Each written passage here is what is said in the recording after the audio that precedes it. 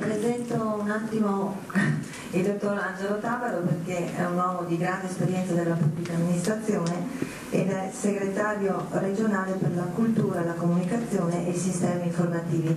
E fra di tutti noi crediamo ovviamente in questo progetto, ma lui ci sta sostenendo perché ha anche una visione trasversale proprio di tutte le materie della pubblica amministrazione e crede in questa cosa soprattutto per le generazioni future. Prego Angelo. Grazie. Beh, è un po' strano, cioè mi sono trovato come segretario regionale a cultura, così da pochi mesi a interessarmi anche di servizi informativi. E in un primo momento pensavo di essere un po' fuori luogo.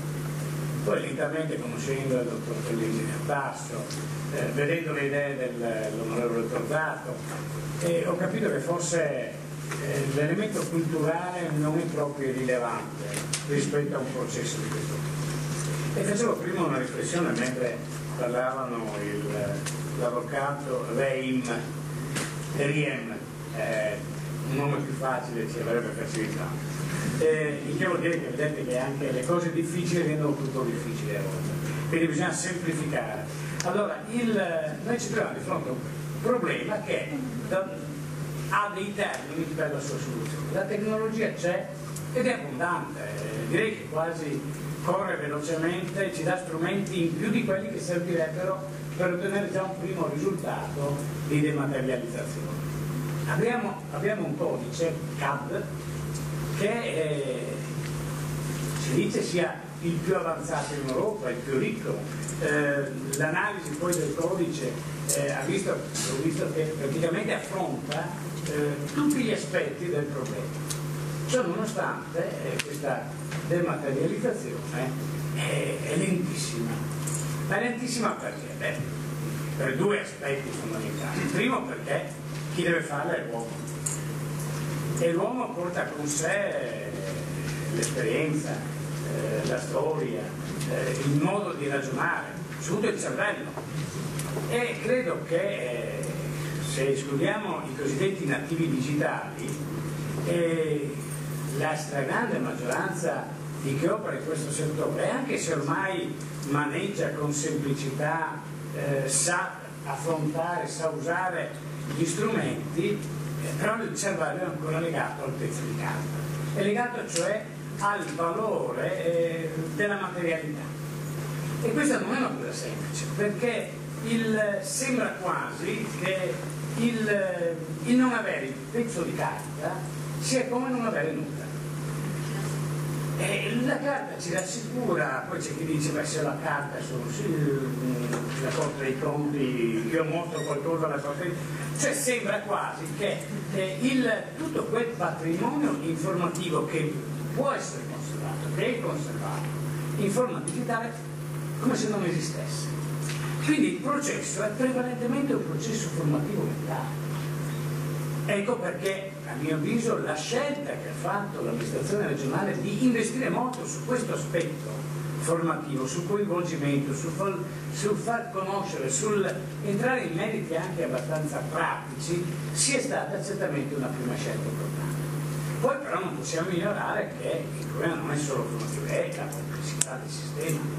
Perché come posso io pensare a un sistema digitale se ho una tale concatenazione di relazioni all'interno dello stesso soggetto, direi nello stesso ufficio, e poi dall'ufficio in collaborazione con l'altro ufficio e dall'insieme degli uffici, che vuol dire un ente con gli altri enti, cioè la concatenazione di atti a metà che possono magari già entrare e che in parte già sono entrati nell'ottica del digitale e quindi dell'immateriale, ma parte sono ancora nell'ottica del materiale. Questa concatenazione veramente è estremamente difficile. Per cui se noi pensassimo di dire facciamo una politica della dematerializzazione in assoluto, per cui da oggi tutto è immateriale, la cosa è impossibile. O da oggi tutti sono immateriali. Forse questo è il limite delle normative, cioè che dicono da oggi tutti siamo immateriali, però non pensano che bisogna scendere nella realtà. Allora la logica qual è? Quella di non ragionare in termini assoluti, ma ragionare o in architettura assoluta, ma ragionare in cosiddette geometrie variabili.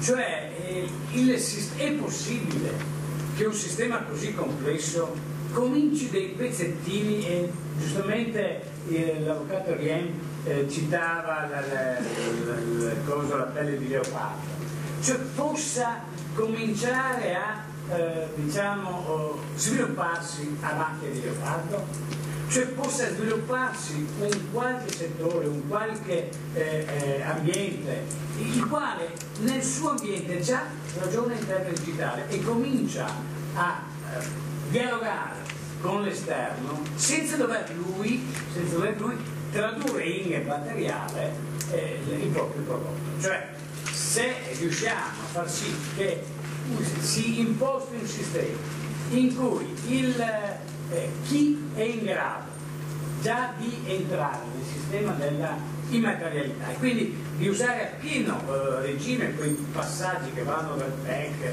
scusate la mia terminologia, non sono un esperto, quindi che comunque riguardano tutti i momenti che in qualche modo sono stati indicati in quel processo a salire che lei aveva prima, il dottor Luzzi aveva presentato. Cioè, se io sono già pronto e sono in grado io di dialogare con chi non è pronto senza dover tradurre i miei documenti, cioè senza riabbassarmi e riportarli in materiale, ecco, se io riesco a creare queste condizioni e questa condizione per cui l'altro, chi non è pronto, non può frenare, quindi dovrà cominciare a ricevere, ad accettare. E questo non è facile, perché c'è anche questo fenomeno stranissimo della pubblica amministrazione, per cui anche se la legge dice che noi non possiamo chiedere documenti che sono già in possesso di un'altra amministrazione, abbiamo ancora 1000 uffici che chiedono documenti quindi già c'è questo processo.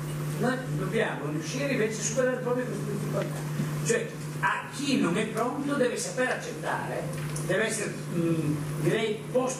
chi è pronto deve essere posto in condizione di poter lavorare con il nuovo sistema, e chi non è pronto deve essere posto in condizione psicologica, culturale, di accettare il nuovo sistema. Allora, se così facciamo, lentamente siamo in grado di costruire, di aumentare quei pezzi del puzzle e costruire un sistema che lentamente porta tutto il processo di materiale a compimento. Altre strade mi sembrano difficili, sia per la complessità del sistema, sia per la complessità, per la variabilità dei soggetti che operano all'interno delle amministrazioni, ma anche all'interno dei privati. Cioè non è che il privato qui sia la forza, il management pubblico sia migliore di quello del privato. Anche in questo settore si sta dimostrando che hanno lo stesso valore, cioè se ci sono eccellenze nel pubblico ci sono eccellenze nel privato, se ci sono limiti nel pubblico ci sono limiti anche nel privato. Quindi questo è lo sforzo, ci rendiamo conto che è un'evoluzione epocale, perché ma sono milioni di anni che l'umanità conserva con qualcosa di fisico le proprie memorie e i propri ricordi, la propria documentazione. Dalla pietra, ma prima che la pietra, guardate le iscrizioni nei graffiti, a tutta quella documentazione che ancora oggi produciamo.